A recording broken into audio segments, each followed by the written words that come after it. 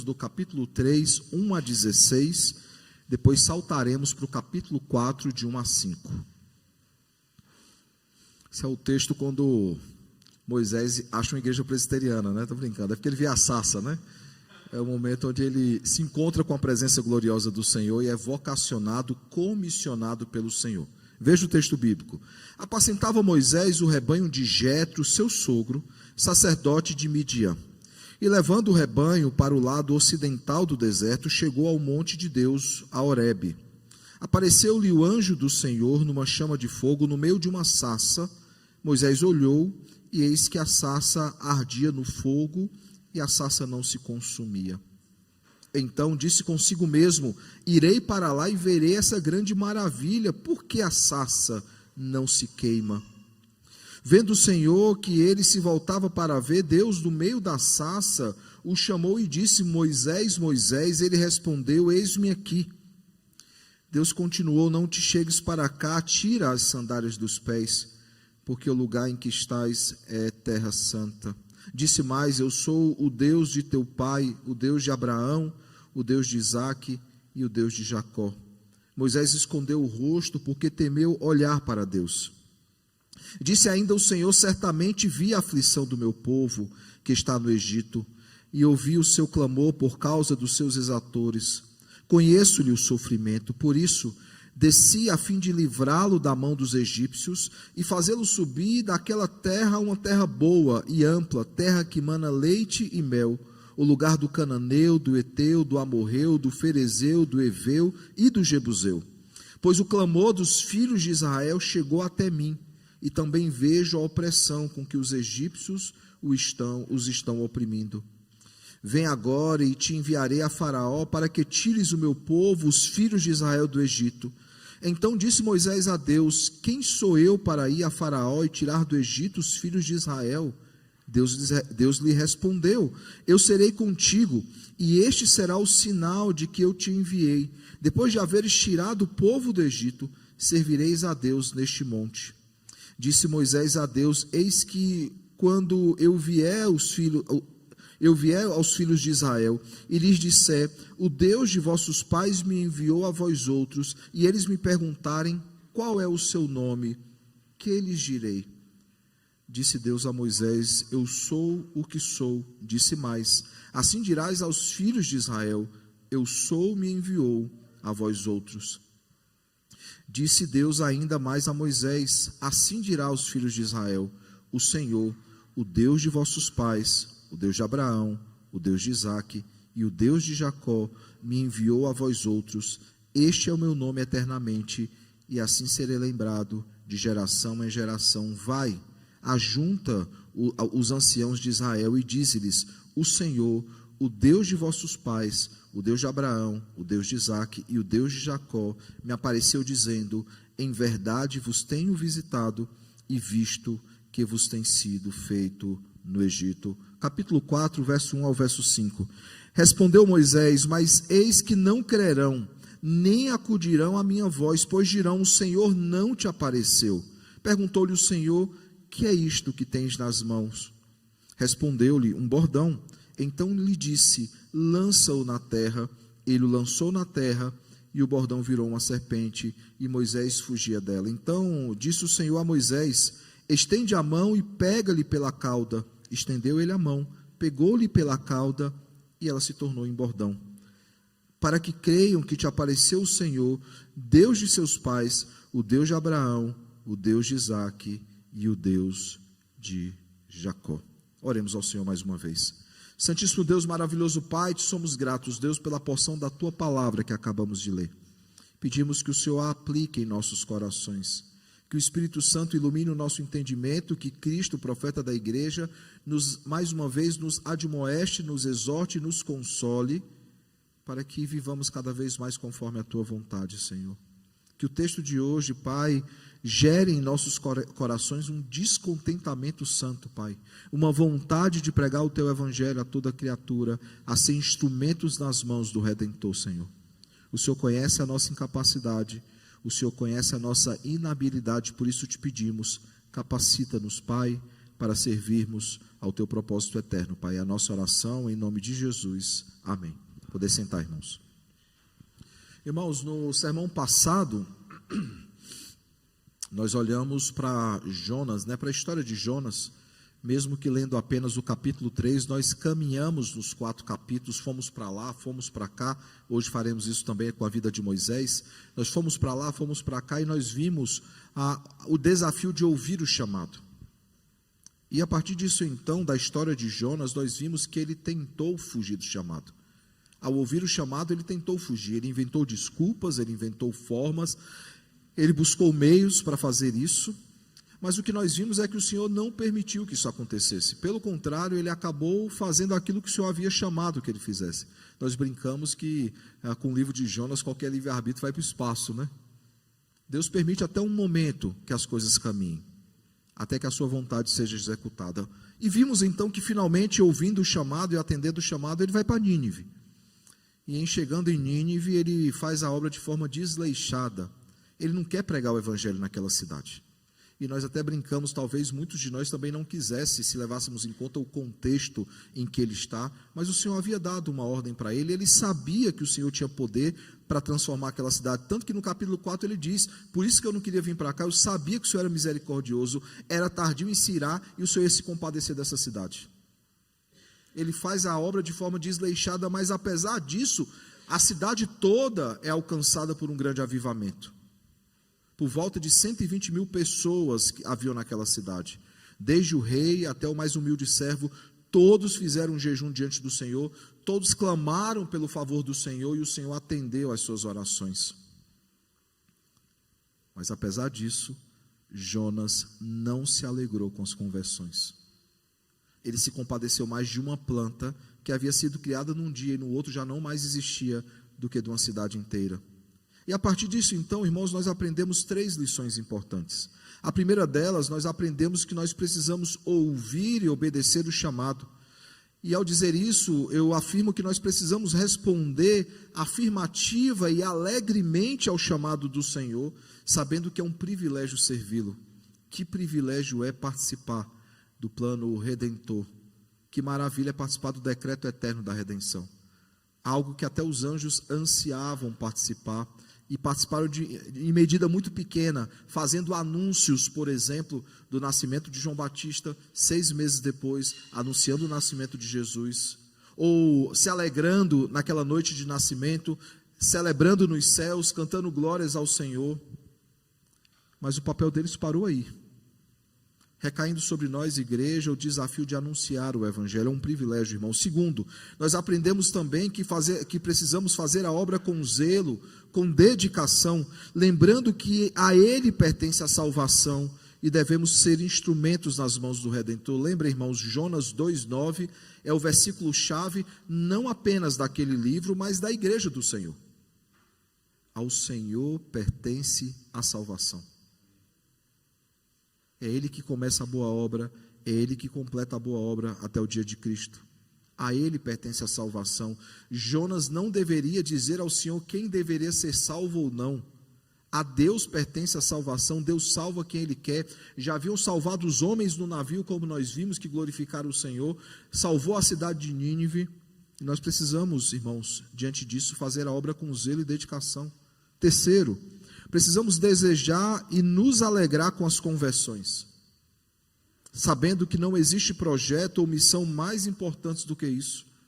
Desejar que pessoas sejam salvas, desejar que pessoas sejam convertidas, que o evangelho transformador chegue no coração daquelas pessoas e mude a realidade daquela pessoa, como mudou a nossa em certo dia, e que mudará o coração de todos aqueles que foram eleitos de antemão.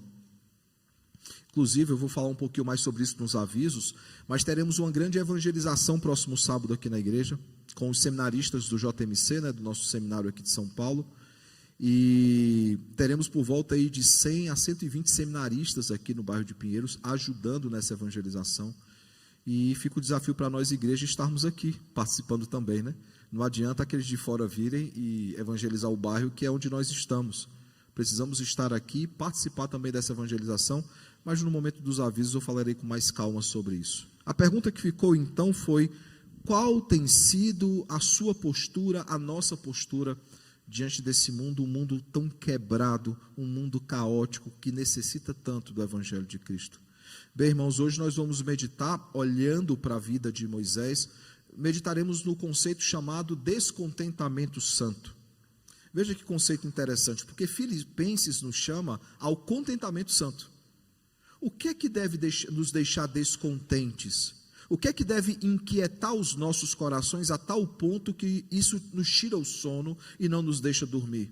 Bem, irmãos, a partir da vida de Moisés, nós olharemos para isso, veremos como Deus o chamou para libertar o seu povo do cativeiro egípcio e qual sentimento motivou o coração de Moisés para que ele fizesse isso. Antes de nós olharmos para os pontos dessa manhã, permita-me rapidamente trazer luz ao texto que está diante de nós. Esse texto, irmãos, ele é o cumprimento de uma profecia que foi feita séculos atrás. E para isso é necessário lembrarmos do relato de Gênesis 15, de 13 a 21. Gênesis 15, de 13 a 21, é aquela história onde o Senhor reafirma a sua aliança, a aliança feita em Gênesis 12, e aí então ele chama a Abraão para fazer um voto, um pacto de sangue com ele.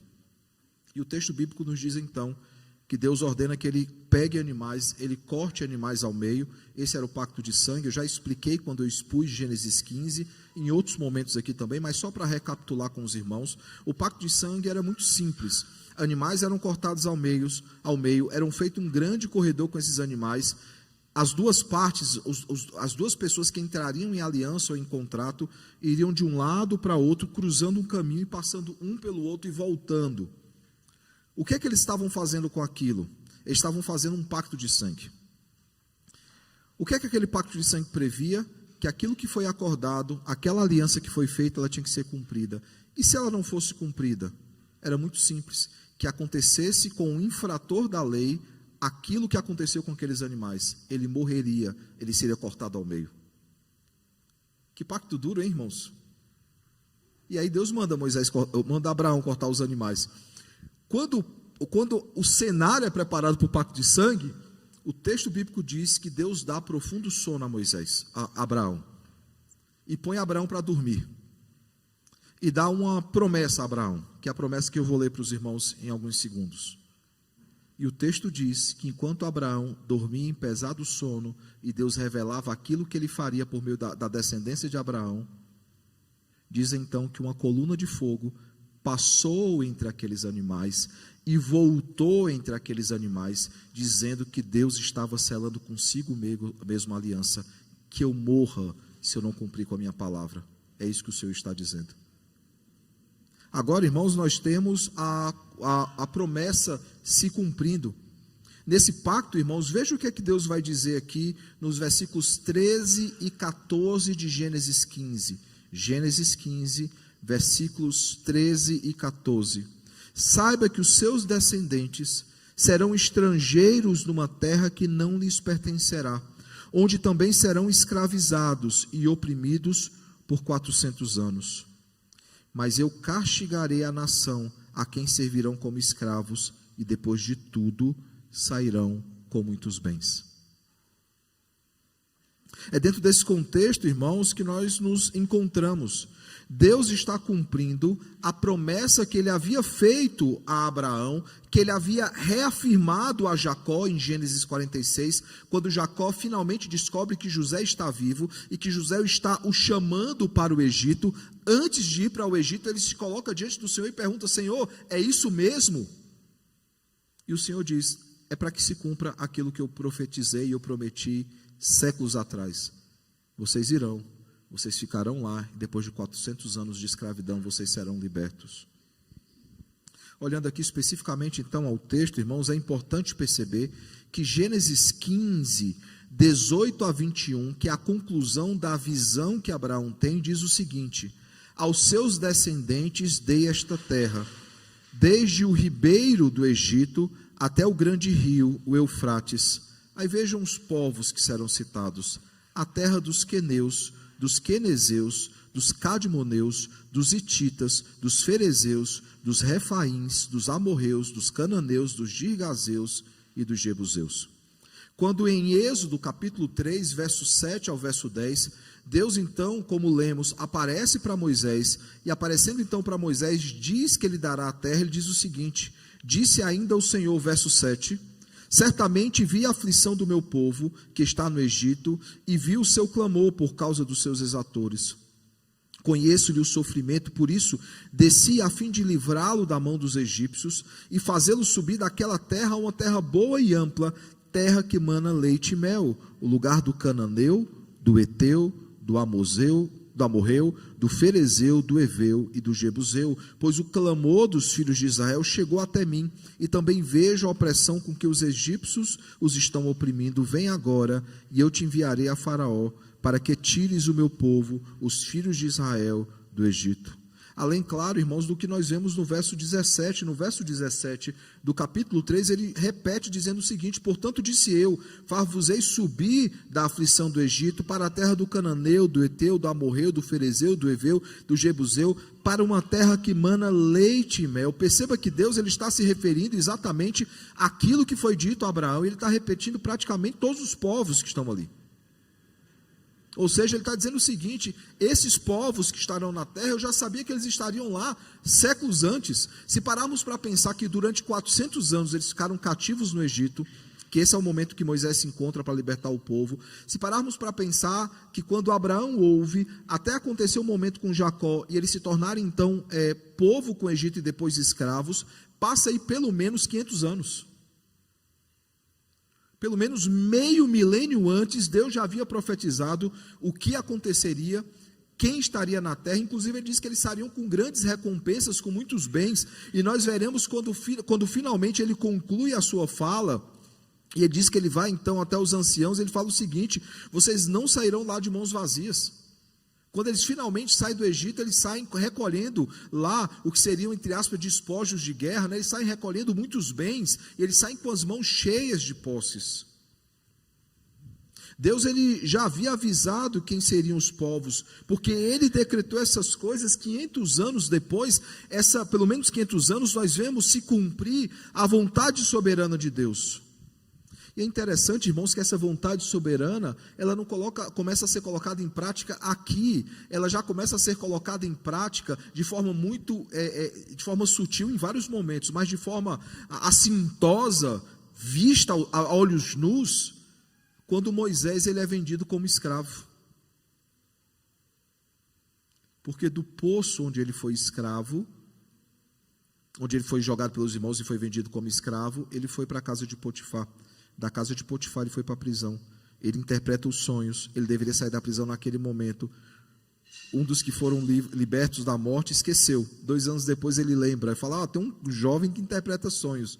Ele sai da prisão para se tornar o segundo no comando no Egito. De lá ele leva então os seus irmãos, leva o seu pai. É interessante o diálogo de José quando finalmente ele se revela aos seus irmãos e eles começam a contender entre eles de quem foi a culpa.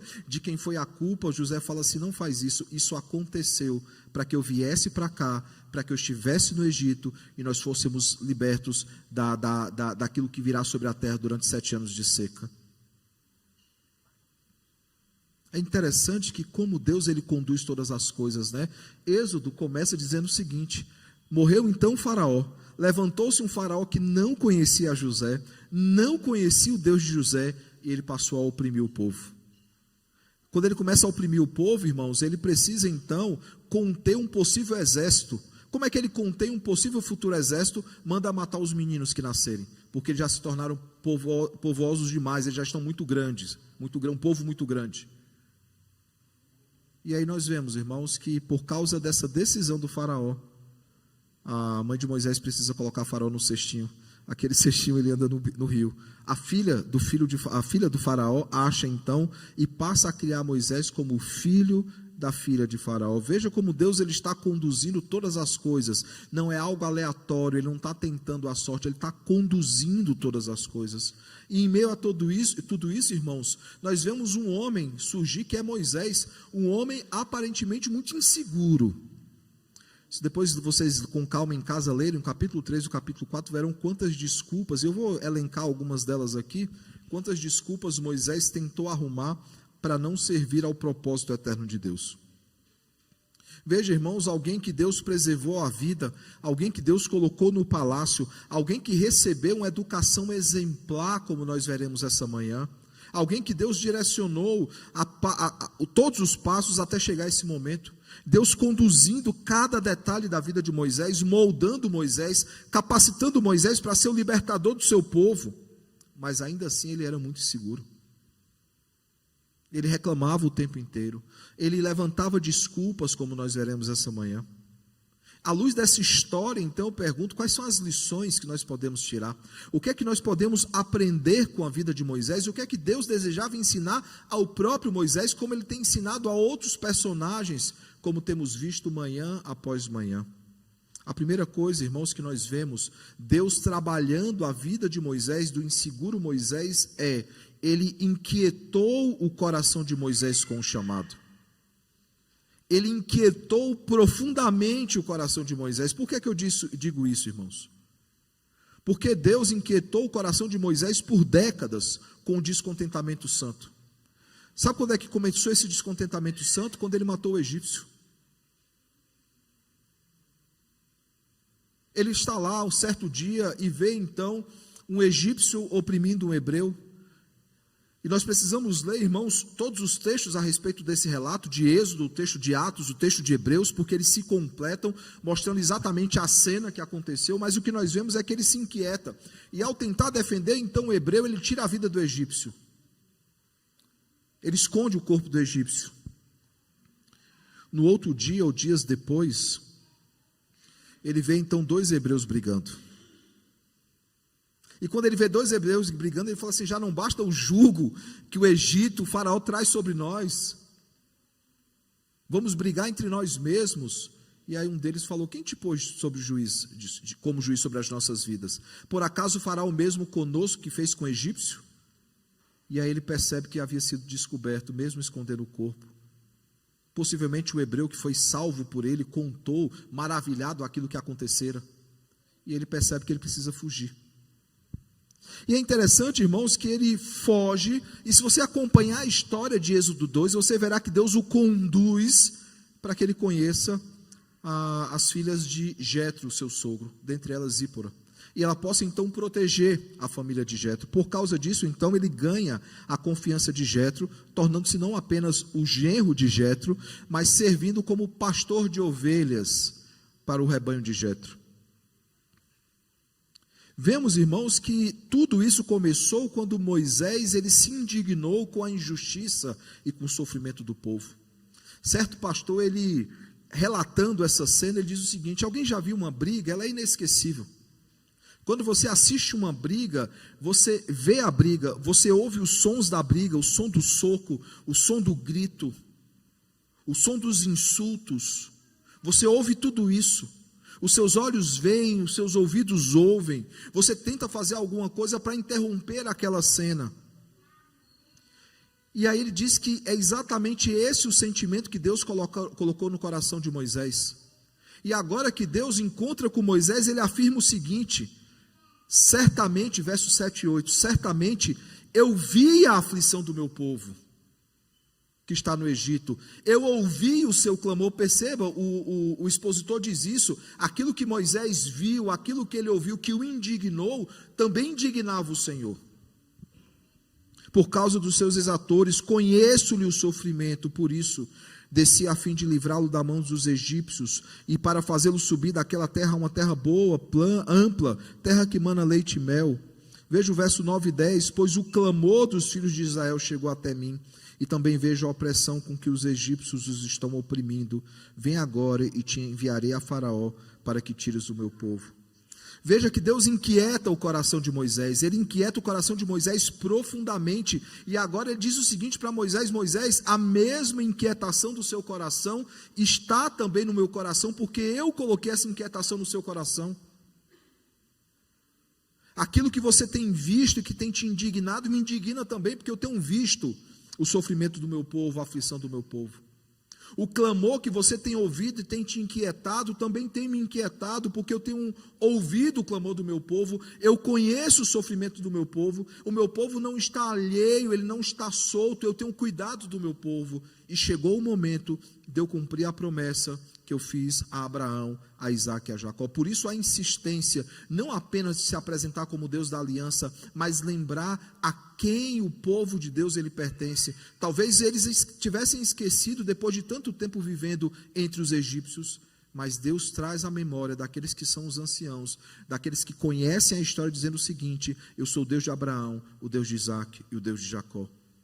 E não apenas isso, aquela promessa que eu fiz a Abraão, que foi renovada em Isaque e foi repetida para Jacó, chegou o momento de cumprir aquela promessa. Deus colocou, irmãos, esse sentimento no coração de Moisés. Se olharmos para Atos, e não vai dar tempo para lermos, mas os irmãos têm a referência no boletim, aqueles que nos visitam, o esboço está no boletim que vocês receberam. Se olharmos depois para Atos capítulo 7, verso 20 ao verso 26, nós veremos isso claramente ali na pregação de Estevão, quando ele faz um rememorado de toda a história do povo. Ele fala do sentimento que estava no coração de Moisés, ele se inquietou e ele se indignou profundamente com aquilo que acontecia com o seu povo. Aqueles que estavam cativos, aqueles que estavam presos. Será que o nosso coração se inquieta com aqueles que estão cativos no pecado e presos no pecado? Porque o clamor, irmãos, que chega ao ouvido do Senhor não é apenas daqueles que estavam no Egito, mas de todo o povo do Senhor, chamado antes da fundação do mundo e que será alcançado pelo Evangelho até o final dos tempos. Deus, ele inquietou o coração de Moisés e ele inquieta também os nossos corações. Segunda coisa, irmãos, nós vemos no texto Deus não apenas inquietando o coração de Moisés profundamente, com um descontentamento santo, mas nós vemos que Deus, ele capacita Moisés para cumprir o chamado. Capítulo 4, e nós não olhamos profundamente para ele, mas do verso 1 ao verso 17 nós vemos isso. Depois dele dizer, ele diz: Moisés, eu te preparei, eu te capacitei para que você pudesse então cumprir uma tarefa que é libertar o povo. Ele vai dizer o seguinte: vai lá, vai nos anciãos, diz que eu te enviei. E aí nós vemos, várias vezes eles questionando e discutindo algumas coisas, por exemplo, mas se eles não acreditarem em mim, se eles não levarem em conta aquilo que eu tenho para dizer, eles não, pode ir lá, eles vão te ouvir. E aí nós lemos, irmãos, até o verso 16, mas continuando, quando ele diz para juntar os anciãos e falar com eles, ele diz o seguinte: portanto diz, faz o rei subir da aflição do Egito para a terra do Cananeu, do Eteu, do Amorreu, do Ferezeu, do Eveu, do Jebuseu, para uma terra que mana leite e mel. Aí veja o que é que o Senhor diz na continuação: e ouvirão a tua voz, e irás com os anciãos de Israel ao rei do Egito, e lhes dirá: o Senhor, o Deus dos hebreus, nos encontrou. Agora, pois, como se Deus tivesse perdido alguma coisa, mas é linguagem de acomodação, tá? Ele continua dizendo: agora, pois, deixa-nos ir caminho de 3 dias para o deserto, a fim de que sacrifiquemos ao Senhor nosso Deus. Eu sei, porém, que o rei do Egito não vos deixará ir, senão se for obrigado por mão forte. Lembrando, irmãos, quando Paulo ele olha para essa passagem, ele vai dizer o seguinte: o coração de Faraó, ele não se endureceu sozinho, o próprio Deus endureceu o coração de Faraó, e Deus já avisa, ele não vai liberar fácil. Por que ele está falando isso? Porque ele endureceria o coração do Faraó. Nós conhecemos a história, irmãos, ele endurece o coração de Faraó para enviar 10 pragas. Por que 10 pragas? Porque não 7, que é o número da perfeição, qualquer outro número, porque 10 pragas são uma afronta a cada um dos deuses do Egito. E aí ele continua: eu sei, porém, portanto, estenderei a mão e ferirei o Egito com todos os meus prodígios que farei no meio dele, depois vos deixará ir. E eu darei mercê a este povo, aos olhos dos egípcios, e quando sairdes, não será de mãos vazias. Lembrem que foi isso que ele disse enquanto Abraão estava dormindo. Cada mulher pedirá à sua vizinha e à sua hóspeda joias de prata e joias de ouro e vestimentas, as quais porei sobre os vossos filhos e sobre as vossas filhas, e despojarei os egípcios. Despojos de guerra. É como se Deus dissesse o seguinte: eles vão fazer isso porque eles serão vencidos por mim. É interessante que a última praga não é apenas uma afronta ao Deus do Egito, mas já um prenúncio do Cordeiro Pascal, daquele que morreria na cruz pelos nossos pecados. Veja que fala maravilhosa, irmãos. Quem não gostaria de ouvir essas promessas? Mas sabe qual é a resposta de Moisés diante de tudo isso? Capítulo 4, verso 1. Primeiro, Senhor, eles não crerão. Segunda resposta, eles não acudirão à minha voz. Eles não vão crer, eles não vão sequer me ouvir. E aí Deus lhe dá 3 sinais. Dá o sinal da vara, dá o sinal da mão. Ele vai dando sinais para eles, né? O verso 8, o verso 9 apresenta aí o último sinal, que é justamente o último, né? Se eles não crerem nem na evidência do primeiro sinal, talvez crerão na evidência do segundo. Se ainda não crerem mediante estes 2 sinais, nem te ouvirem a voz, tomarás das águas do rio e as derramarás na terra seca, e as águas que do rio tomares tornar-se-ão em sangue sobre a terra. Deus dá 3 sinais para ele. Depois de dar 3 sinais miraculosos, e ele não ouve o sinal, Deus mostra o sinal para ele, ele diz o seguinte: Senhor, mas eu nunca fui eloquente. Eu sou pesado de boca, eu sou pesado de língua. Aí Deus fala: eu vou falar por meio de você. Aí ele fala assim: Deus, não é melhor enviar outro? Aí Deus se irou contra Moisés, irmãos, no verso 14 a 17, disse assim: então Arão vai falar, mas você que vai manifestar os sinais. Irmãos, vamos lembrar que Moisés ele foi preparado na corte de Faraó, para ser o possível sucessor do Faraó. Por isso que, ao se referir a ele, Estevão, em Atos 7, 20 e 21, diz o seguinte: quando foi exposto, a filha de Faraó o recolheu e criou como seu próprio filho. E Moisés foi educado em toda a ciência dos egípcios. Aí veja o que é que Estevão fala sobre ele: e era poderoso em palavras e obras. Ele era pesado de língua? Ele era pesado de boca? Não era, irmãos. Ele estava com medo. Sabe, conta um historiador que quando a filha de Faraó encontrou Moisés, ela não poderia ter filhos. Ela não tinha filhos e não poderia tê-los. Ela pegou Moisés do cestinho e ela chegou então até seu pai, o Faraó. E conta a história que Faraó então tirou a coroa da sua cabeça e pôs na cabeça de Moisés, dizendo que ele seria o seu sucessor, o filho da filha do Faraó. Nós veremos em Hebreus, irmãos, que no capítulo 11, verso 23 a 29, que ele abriu mão de tudo isso, porque ele julgou isso ser nada diante de poder servir ao Senhor e sofrer por causa de Cristo. E é exatamente isso que o autor dos Hebreus diz, que ele faz isso porque ele cria em Cristo e ele queria sofrer por causa de Cristo. Deus o capacitou de várias formas para que ele cumprisse o chamado. E nós chegamos então na a última lição que esse texto tem. Ele não é apenas inquietado pelo Senhor, ele não é apenas capacitado pelo Senhor. O Senhor o usa como instrumentos nas suas mãos. Verso 10 ao verso 22 do capítulo 3. Após ouvir o Senhor, após ouvir que ele seria enviado pelo Senhor para libertar o seu povo, Moisés perguntou: quem sou eu para ir até Faraó e tirar do Egito os filhos de Israel? Verso 11. E o Senhor lhe responde então: eu serei contigo, e este será o sinal que eu te enviei. Depois de haveres tirado o povo do Egito, servireis a Deus nesse monte. Deus deixou bem claro, irmãos, qual era o seu nome. Deus deixou bem claro o que é que Moisés deveria dizer ao povo, que ele deveria comunicar ao povo que ele havia sido enviado por Deus para libertá-los. Deus avisa tudo isso para ele. Depois Deus ele responde cada um dos questionamentos com muita paciência, com longanimidade, apesar de se irar já no final, não uma ira pecaminosa. Deus ele tem uma ira santa. E aí há uma pergunta que o Senhor faz para ele, que é uma pergunta que eu gosto particularmente, eu vou explicar por quê. Veja o verso 2 e 3 do capítulo 4. Perguntou-lhe o Senhor, depois de dizer: eles não vão me ouvir, eles nem vão acudir a minha voz, ouvir a minha voz, eles não vão levar em conta o que eu tenho para dizer. Deus então lhe pergunta: que é isso que tens nas mãos? Respondeu-lhe: um bordão. Então lhe disse: lança-o na terra. Por que eu gosto particularmente dessa pergunta do Senhor? Porque o bordão, que agora é instrumento da libertação do povo, era o instrumento de trabalho de Moisés.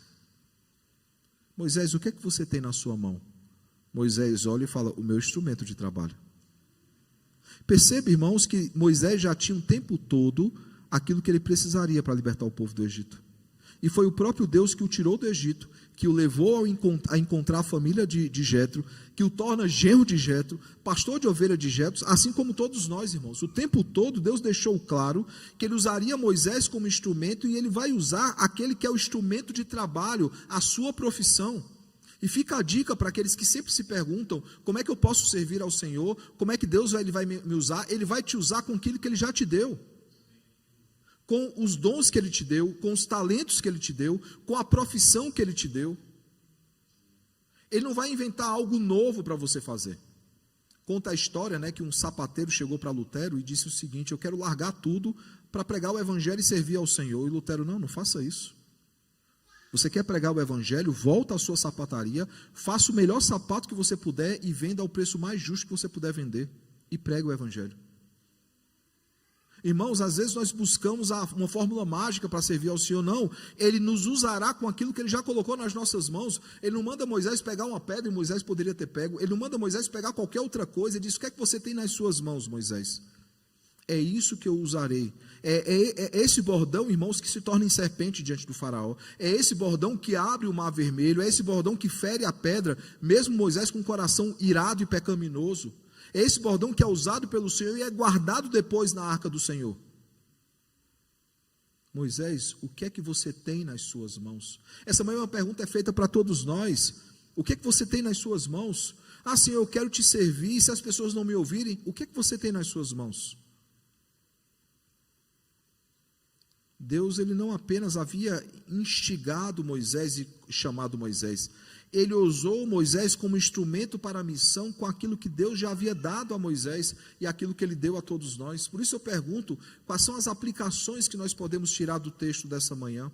A primeira delas, irmãos, é preciso lembrar que Ele inquieta os nossos corações, e ao inquietar os nossos corações, Ele nos dá um profundo descontentamento santo, de nós olharmos para aquele nosso colega de trabalho, aquele nosso colega de estudo, aquele nosso familiar, vizinho, aquela pessoa que nós conhecemos, e dizer: eu preciso pregar o evangelho para aquela pessoa. Ela tem questões a serem resolvidas, ela tem problemas na vida dela que somente o evangelho pode resolver. Inquietar os nossos corações a ponto de tirar o nosso sono. Qual foi a última vez que você acordou inquieto no meio da noite para orar pelos seus vizinhos, pelos seus colegas de trabalho, pessoas que você conhece? Qual foi a última vez que você não conseguiu dormir porque você não consegue pregar o evangelho para aquela pessoa? E aquilo te inquietou tanto a ponto de te tirar o sono, até que você fizesse algo pelo reino de Deus. O problema, irmãos, é que muitas coisas não nos tiram mais o sono. Nós dormimos em berço esplêndido, totalmente tranquilos e relaxados, e nada inquieta os nossos corações. E aí você está preocupado com a sua carreira, você está preocupado com os seus projetos, e esquece que o projeto mais importante que nós temos é o chamado do Senhor para as nossas vidas. Moisés poderia ter ficado lá, continuando a cuidar dos rebanhos do seu sogro, mas aquilo inquietou tanto o seu coração, que depois de tantas desculpas ele entendeu: foi para isso que o Senhor me chamou, foi para isso que Ele me capacitou. Isso nos leva à segunda aplicação. É preciso lembrar, irmãos, que Ele nos capacita para o chamado. Ele não apenas inquieta os nossos corações. Seria muito cruel se nos inquietasse para algo que nós não pudéssemos resolver. Ele nos chama e nos capacita para o chamado, colocando em nossas mãos, irmãos, dons e talentos que serão usados na missão, serão usados para cumprir o chamado. Não é para o nosso bel prazer, não é para a nossa realização pessoal, por mais que Deus permita que realizemos algumas coisas nesse mundo. Todas essas coisas devem ser usadas para a glória de Deus, como instrumentos nas mãos do Redentor. É lícito ter família, irmãos, é lícito ter aquele emprego tão desejado, é lícito fazer aquele curso. Todas essas coisas são lícitas, mas se elas são colocadas em primeiro plano e a missão em segundo plano, se tornam ídolos dos nossos corações, que precisam ser removidos imediatamente. Terceira coisa, é preciso lembrar que Ele nos usa como instrumentos nas mãos do Redentor. Apesar dos nossos pecados, apesar das nossas limitações, das nossas inseguranças, e Moisés tinha muitas inseguranças, apesar de tudo isso, irmãos, Ele age em nós, e Ele age através de nós, e Ele faz isso para a sua glória. apesar de quem somos, Ele nos usa, Ele nos transformou para que fôssemos instrumentos de transformação. Por isso eu pergunto, irmãos, o que é que te inquieta? O que é que tira a tua noite de sono? O que é que te faz dormir tarde? O que é que te levanta de madrugada para orar ao Senhor?